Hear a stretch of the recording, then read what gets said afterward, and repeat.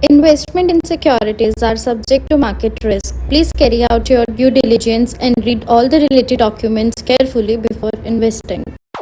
Channel को subscribe करना ना भूलें और हमारे ताज़ा वीडियो सबसे पहले देखने के लिए बेल आइकन को दबाएं।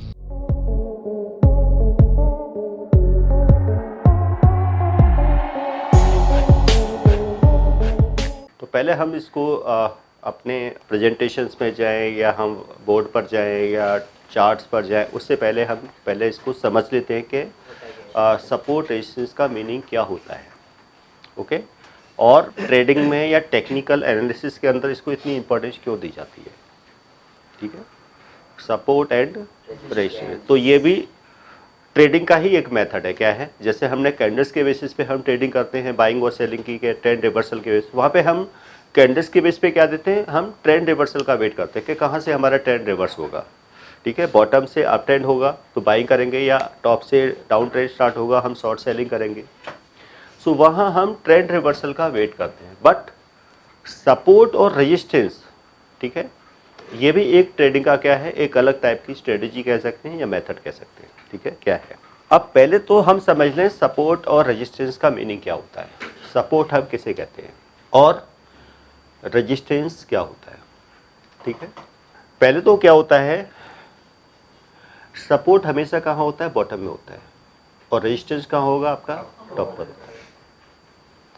सपोर्ट बॉटम में होगा और रेजिस्टेंस आपका टॉप पर होगा।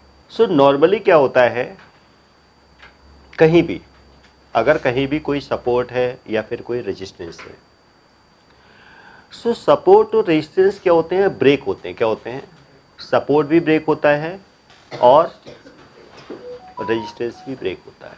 अभी आप जहाँ बैठे हुए हैं, क्यों बैठे हुए हैं, क्योंकि नीचे आपके पास फ्लोर का सपोर्ट है। अगर ये फ्लोर यहाँ से हटा दिया जाए क्या होगा, आप नीचे चले जाओगे क्योंकि ये फ्लोर ब्रेक हो गया।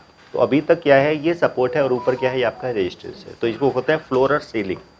तो सीलिंग आपका रेजिस्टेंस है और ये आपका क्या है, फ्लोर क्या है आपका, ये सपोर्ट है।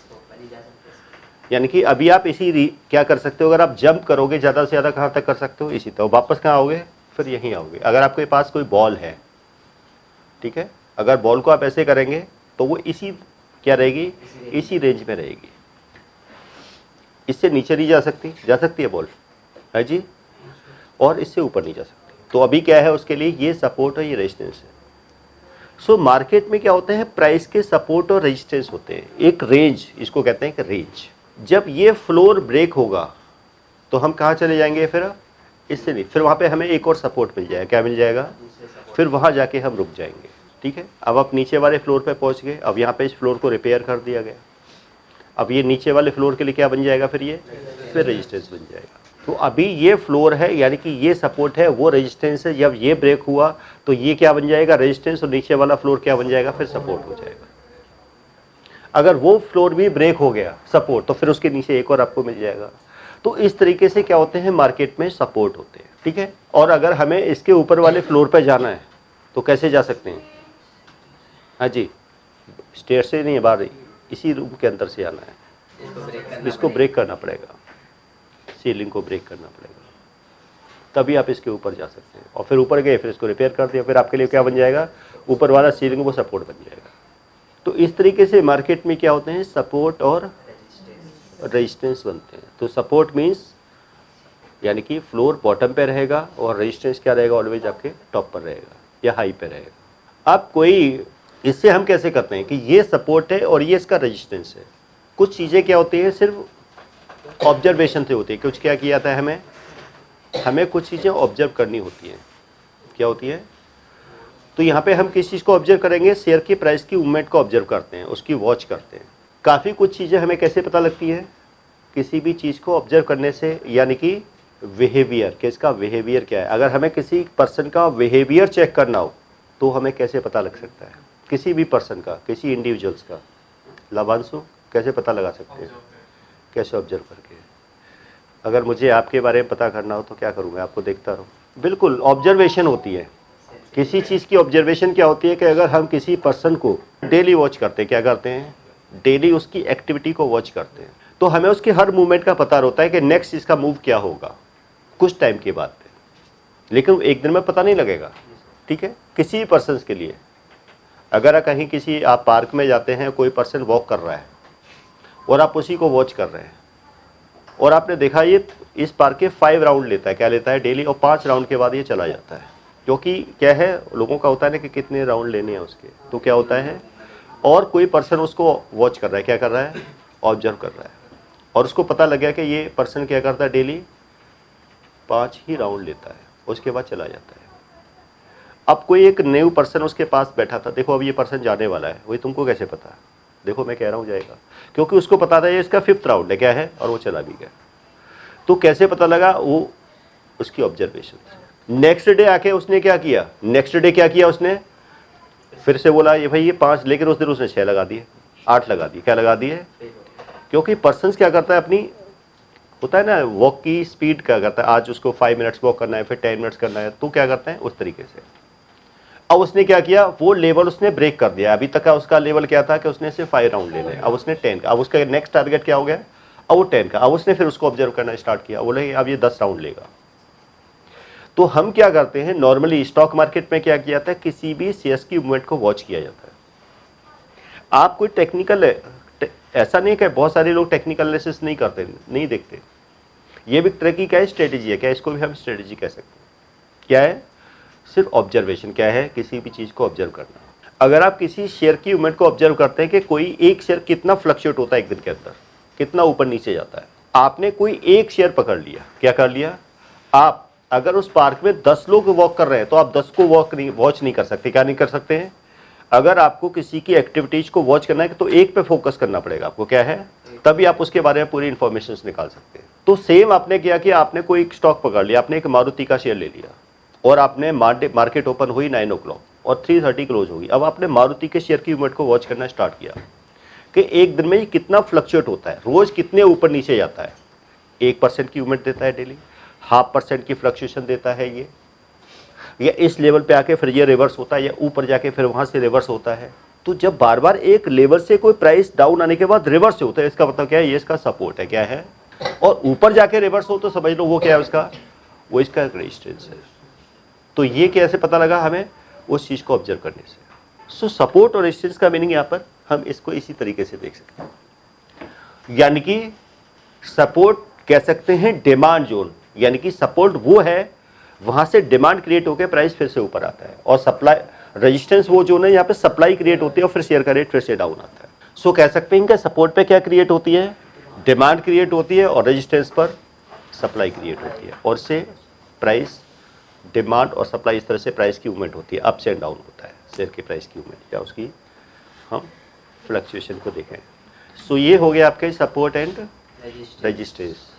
सो सपोर्ट हम किसे कहेंगे, जहाँ से बार बार प्राइस क्या हो, रिवर्स हो बॉटम से, और यहाँ से डिमांड क्रिएट होगी। रेजिस्टेंस किसको कहेंगे, टॉप से जाके अगर प्राइस बार बार उसी लेवल से रिवर्स हो रहा है, उससे ऊपर नहीं जा पा रहा। मान लो हमने देखा किसी शेयर को वॉच किया कि कोई एक शेयर ऊपर गया और वो 200 के आसपास गया, क्या गया, 200 तक गया, फिर 200 से वो डाउन आने स्टार्ट हो गया, और 200 से वो 180 तक आया, क्या आया, 180 तक आया, और 180 से फिर वो प्राइस फिर से अब चलने स्टार्ट हो गया, फिर अब गया, इस बार वो 198 तक गया, फिर वहां से फिर रिवर्स हो गया, यानी कि उसने प्रीवियस जो हाई था वो ब्रेक नहीं किया उसने, और उससे पहले क्या हो गया, वो रिवर्स हो गया, फिर से वो डाउन आया, और 180 के बिलो ना जाके 180 से पहले क्या होगा, प्राइस फिर से रिवर्स हो गया।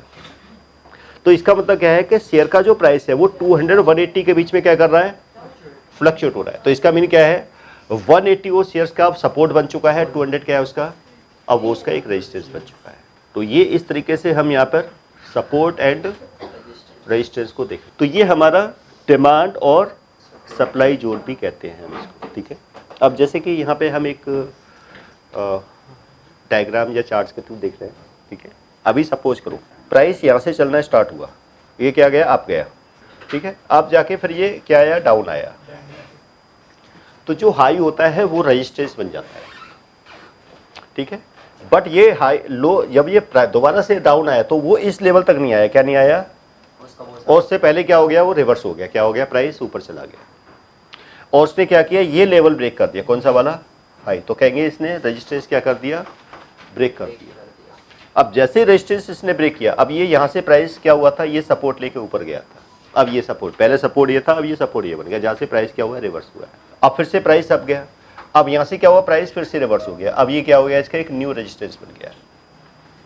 और फिर क्या हुआ, प्राइस डाउन आने के बाद प्राइस यहाँ से रिवर्स हुआ, तो ये क्या होगा, फिर इसका एक और सपोर्ट हो गया, और फिर से प्राइस अब गया।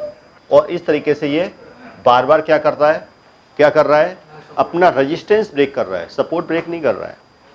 तो इसका मतलब जैसे ही नीचे आता है उसके बाद उसमें डिमांड आ जाती है, क्या आ जाती है, डिमांड आ जाती है, और इस तरह से प्राइस क्या जा रहा है, अब चलता जा रहा है। इसमें क्या है, बिल्कुल हायर हाई, यानी कि सप्लाई से क्या ज़्यादा है, इसमें डिमांड ज़्यादा है। जैसे ही सपोर्ट आता है उसके बाद इसमें डिमांड आ जाती है, प्राइस अब सेम हम यहाँ पे।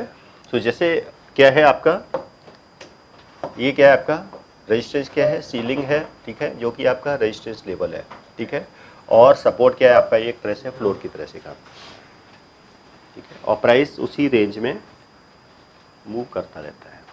सपोर्ट और रेजिस्टेंस कब ब्रेक हो सकता है, सपोर्ट या रेजिस्टेंस कब ब्रेक हो सकता है, बिल्कुल अगर ये फ्लोर है, कितना है, इसकी एक कैपेसिटी होगी ना, क्या होगी, अगर यहाँ पे और 5000 लोग आ जाए इसी पूरा, तो क्या होगा, टूटने का चांसेस हो जाएंगे। तो इसका मतलब क्या है, सप्लाई ज़्यादा आ गई, क्या आ गई, सप्लाई, यानी कि कहते हैं इसको वॉल्यूम, क्या है, वॉल्यूम। तो यानी कि ब्रेक होने के लिए किस चीज़ की जरूरत पड़ती है, वॉल्यूम की जरूरत पड़ती है, किसकी, वॉल्यूम की जरूरत पड़ती है, किसके, किसी भी चीज़ को ब्रेक होने के लिए क्या है, वॉल्यूम। वॉल्यूम मीन्स स्ट्रेंथ, किसकी स्ट्रेंथ, सप्लाई की, डिमांड से ज़्यादा क्या है, सप्लाई।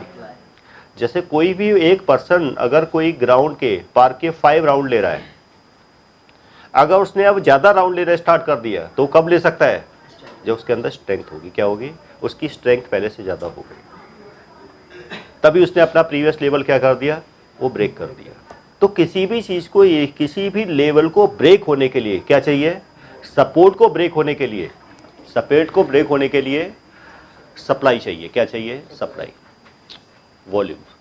तो स्टॉक मार्केट में क्या होते हैं, सपोर्ट, यानी कि अभी क्या है, जब डिमांड और सप्लाई इक्वल रहती है तो प्राइस एक रेंज में चलता है, क्या चलता रहता है, प्राइस एक रेंज में चलता रहता है, यानी कि किसके, in between support and resistance. और सडनली प्राइस डाउन आया, क्योंकि कोई भी चीज़ क्या होती है, ब्रेक भी होती है, नहीं होती, कोई भी चीज़ स्टेबल तो है नहीं लाइफ टाइम, ये भी कभी ना कोई ना कोई कभी तो ये क्या होगा, ये फ्लोर वीक हो जाएगा, नहीं होगा कभी।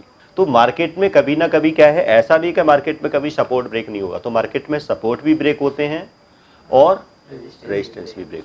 तो ये कब होते हैं, जब, अब ये कब माना जाएगा कि सपोर्ट ब्रेक हो गया है या फिर रेजिस्टेंस ब्रेक हो गया है। अगर यहाँ पे हम एक सिर्फ एक होल करते हैं तो मानता ये ब्रेक हो गया, नहीं ना, ये पूरा ही क्या होना चाहिए, ब्रेक होना चाहिए, तब इसको ब्रेक मान सकते हैं। तो कई बार क्या होते हैं, इसको कहते हैं फेक ब्रेकआउट, क्या बोलते हैं, तो कई बार स्टॉक मार्केट में क्या होते हैं, फेक ब्रेकआउट होते हैं, किसके, सपोर्ट के भी और रेजिस्टेंस के भी। तो हम उन फेक ब्रेकआउट्स को कैसे समझेंगे कि फेक ब्रेकआउट्स क्या होते हैं, ठीक है, मार्केट में सपोर्ट भी और रेजिस्टेंस के।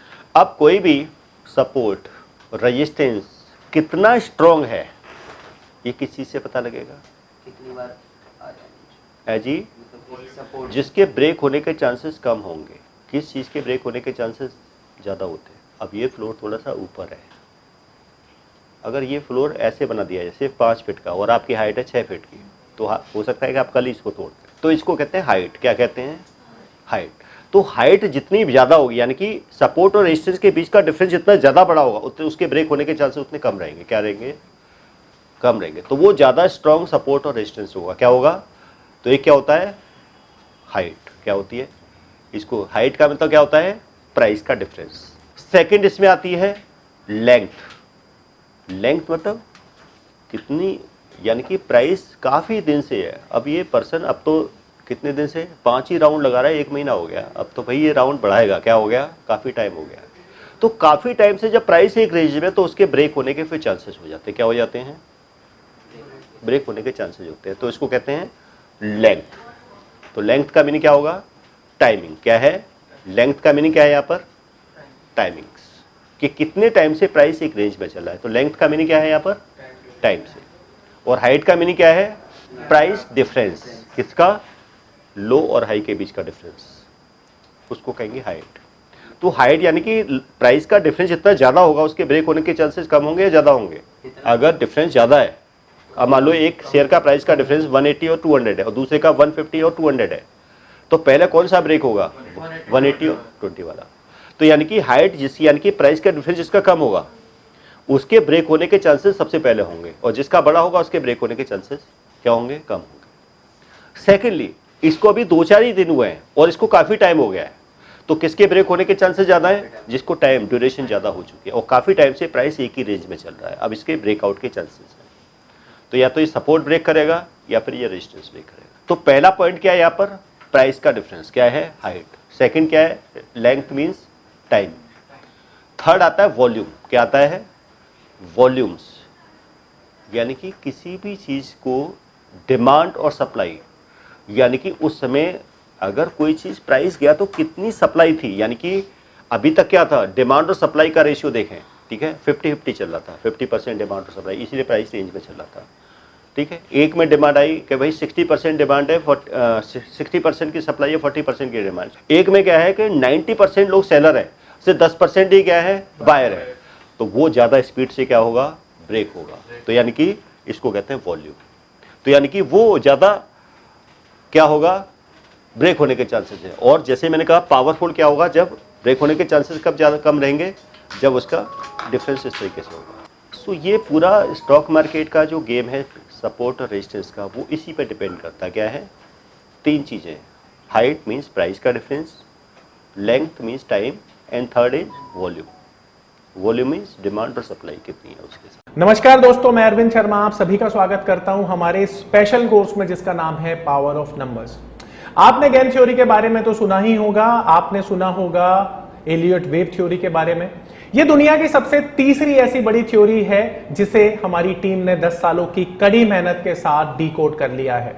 यानी कि यह नंबर थ्योरी इतनी पावरफुल है कि इसे करने के बाद चाहे आप इन्वेस्टिंग करते हैं या आप करते हैं ट्रेडिंग, आपका जो अनुभव होने वाला है ट्रेडिंग और इन्वेस्टिंग के दौरान वो इतना बेहतरीन होने वाला है कि आप देखेंगे कि आप मार्केट से हर रोज पैसा कमाएंगे, हर दिन पैसा कमाएंगे। अब ये कॉन्फिडेंस आपको दे सकती है हमारी नंबर थ्योरी, क्योंकि ये नंबर थ्योरी को बनाते हुए हमने ध्यान में रखा है कि इसे हर कोई, चाहे वो कम पढ़ा लिखा है या बहुत ज्यादा पढ़ा लिखा है, सभी लोग कर सकते हैं। जैसा कि हम जानते हैं WD गैन थ्योरी और एलियट वेव थ्योरी की कुछ लिमिटेशंस हैं। इसमें इतनी सारी कैलकुलेशंस हैं कि जो लोग मैथमेटिक्स में थोड़े कमजोर हैं उनके लिए इस थ्योरी को समझना थोड़ा सा डिफिकल्ट हो जाता है। तो आप देखेंगे कि यह थ्योरी इतनी आसानी से डिलीवर की है कि कोई भी छोटा बच्चा इसे सीख सकता है। और सबसे बड़ी बात ये हमने इस बात को ध्यान में रखते हुए बनाई है कि मार्केट में वो लोग जिनकी मैथ्स बहुत कमजोर है उनको भी ये थ्योरी उतनी ही अच्छे से समझ में आए जितनी कि उनको जिनकी मैथमेटिक्स बहुत स्ट्रांग है। इस थ्योरी में वैसे तो मैथमेटिक्स का बहुत ज्यादा यूज नहीं है, सिर्फ उतना ही यूज है जितना कि हम नंबरों को पढ़ने के लिए करते हैं। तो हम आपको बता देते हैं ये इतनी स्पेशल थ्योरी है कि ये दुनिया की सबसे बड़ी तीसरी थ्योरी बन चुकी है। तो आप देखेंगे इस थ्योरी को करने के बाद आपकी लाइफ बहुत चेंज हो जाएगी और आप देखेंगे कि जो आप सपने देखा करते थे इस मार्केट में ट्रेडिंग से पैसा बनाने के, वो इस थ्योरी के बाद आपको सफल होते हुए नजर आएंगे। ये दावा है हमारा। तो हमारी ये थ्योरी ठीक उसी तरह से काम करती है जिस तरह से अलादीन का चिराग काम करता है। तो आप जानते हैं कि अलादीन क्या काम करता था? वो चिराग को घिसता था, उसमें से एक जिन प्रकट होता था और अलादीन उसको अपनी डिमांड बताता था और वो जो जिन है वो अलादीन की सारी जो डिमांड है उसको पूरी कर देता था। ठीक उसी तरह से आपको हमारी थ्योरी इस तरह का कॉन्फिडेंस देने वाली है कि अगर आप मार्केट में पैसा कमाना चाहते हैं तो आप इस थ्योरी का यूज करके हर बार पैसा कमा सकते हैं। ध्यान रखिए कि यह थ्योरी इतनी ज्यादा एक्यूरेट है कि आपको खुद पर विश्वास ही नहीं होगा।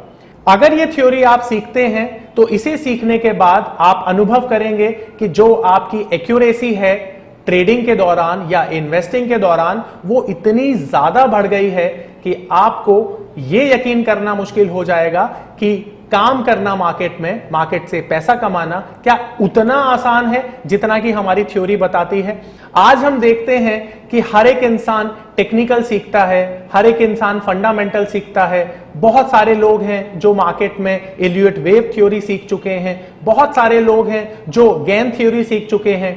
इन सब के बावजूद ये सभी चीजें मार्केट में काम करती हैं, बट उसके बावजूद भी लोग पूरे कॉन्फिडेंस के साथ ये नहीं बोल पाते हैं कि मार्केट कहां पर अपना टॉप बनाएगी, कहां पर अपना बॉटम बनाएगी, क्योंकि हर चीज की जो लिमिटेशंस हैं वो इन थ्योरीज के साथ हमें मिलती हैं। और हम ये जानते हैं कि मार्केट में अगर हमें पैसा कमाना है तो आज के समय में हमें कुछ ऐसा स्पेशल सीखने की जरूरत है जिसे सीखने के बाद हमारा जो कॉन्फिडेंस है वो इतना बढ़ जाए कि हम मार्केट से पैसा कमा पाए। और यही कॉन्फिडेंस देती है हमारी ये पावर ऑफ नंबर थ्योरी, जो कि एंश्योर करती है कि मार्केट से आप इसे सीखने के बाद हर बार पैसा बनाएं। क्योंकि हमारी ये थ्योरी इतनी स्पेशल है कि इसमें जो फेलियर्स हैं वो बहुत ही लिमिटेड या मैं बोलूं नाम मात्र के लिए हैं। क्योंकि हमारी थ्योरी हमेशा हर कंडीशन में काम करती है, बट ये सामने वाले के ऊपर निर्भर करता है कि ये जो एप्लीकेशन की जा रही है वो कितनी सही की जा रही है या कितनी गलत की जा रही है। अगर आप सही एप्लीकेशन करते हैं मार्केट की तो आप देखेंगे कि हमारी थ्योरी इतने बेहतरीन रिजल्ट देती है कि दुनिया में शायद इसकी तुलना किसी भी थ्योरी से करना आपको बेईमानी लगेगी। आपको लगेगा कि दुनिया में ये वो चीज है जो स्टॉक मार्केट की सबसे बड़ी जरूरत है, और आप देखेंगे कि आज के समय में जो ट्रेडर हमेशा ढूंढता है मार्केट में कुछ ऐसी चीजें जो मार्केट में उसे बहुत बड़ा पैसा कमा के दें, तो शायद अब उन लोगों का जो इंतजार है वो खत्म हो चुका है, क्योंकि हमने एक ऐसी चीज को डिकोड किया है जिससे कि आप मार्केट में हर रोज पैसा कमा सकते हैं, हर दिन पैसा कमा सकते हैं, और जितना चाहें उतना पैसा कमा सकते हैं। ये पावर ऑफ नंबर थ्योरी इतनी बेहतरीन थ्योरी है कि इसे करने के बाद आप एक अलग अनुभव करेंगे और आपको लगेगा कि शायद इसी चीज की आपको तलाश थी। बहुत सालों की ट्रेडिंग के बाद, इन्वेस्टिंग के बाद आपको शायद ऐसे प्रोडक्ट की जरूरत थी जो मार्केट में आपको वो कॉन्फिडेंस दे पाए, जिस कॉन्फिडेंस के साथ आप रोज पैसा कमा पाए और जितना आप चाहें उतना पैसा कमा पाए। तो हमारी ये जो पावर ऑफ नंबर थ्योरी है ये आपको आपकी सभी इच्छाओं को पूरा करने के लिए है। और आप देखेंगे कि इस थ्योरी को करने के बाद जो आपका कॉन्फिडेंस है, आपकी जो एक्यूरेसी है, आपकी जो क्षमताएं हैं मार्केट से पैसा कमाने की, वो बहुत ज्यादा बढ़ जाएंगी। और आप देखेंगे कि जो आपने आज से पहले अनुभव नहीं किया था अपनी ट्रेडिंग के दौरान या इन्वेस्टमेंट के दौरान, आप इतना बेहतर अनुभव करेंगे इस कोर्स को करने के बाद।